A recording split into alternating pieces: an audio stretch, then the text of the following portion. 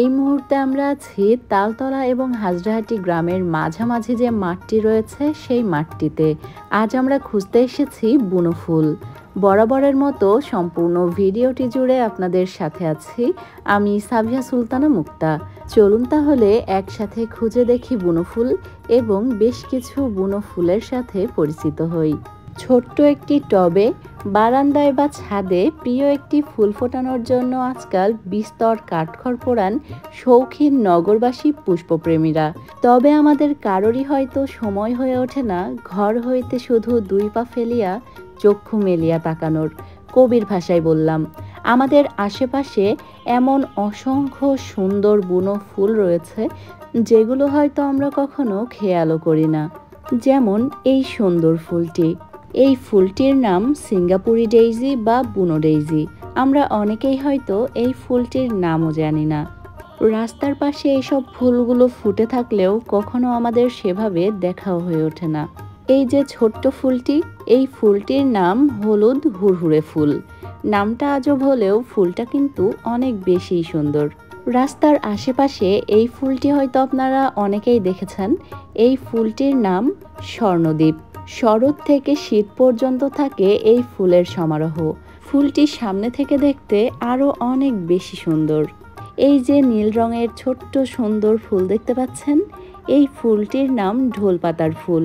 এর আরও একটি নাম রয়েছে কানশিরা ফুল। আর এই যে ফুলের গাছটা রয়েছে, এই গাছটা কিন্তু আমরা অনেকেই চিনি। রাস্তার দুই পাশে এবং মাঠে এই গাছটা অনেক বেশি চোখে পড়ে।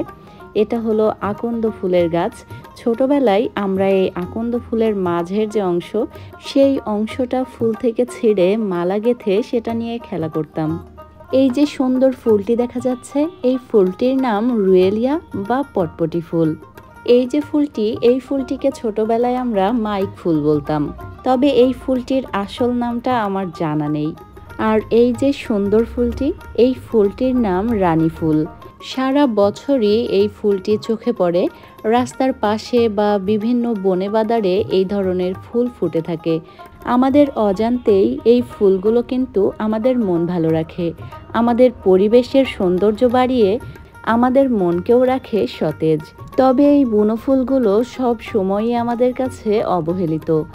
যাই হোক, আপনারা এই যে ফুলটি দেখতে পাচ্ছেন, এই ফুলটি তেলাকুচোর ফুল। তবে এই ফুলের অন্য কোনো নাম আছে কি না আমার ঠিক জানা নেই। আর এই যে ফুলটি, এই ফুলটির নাম আমি কোনোভাবেই জানতে পারিনি। কিছুদিন আগে আমি এই ধানের ক্ষেতের একটা ভিডিও করেছিলাম। তবে বৃষ্টিতে ধানগুলো সব পড়ে গেছে, যেটা দেখে বেশ খারাপই লাগলো। তবে প্রকৃতির বিরুদ্ধে তো আর আমাদের কিছুই করার থাকে না। যাই হোক, আমাদের আজকের আয়োজন এ পর্যন্তই। আবারও ফিরে আসবো নতুন কোনো ভিডিও নিয়ে। সে পর্যন্ত আমাদের সাথেই থাকবেন, ভালো থাকবেন, দোয়া রাখবেন। আল্লাহ হাফেজ।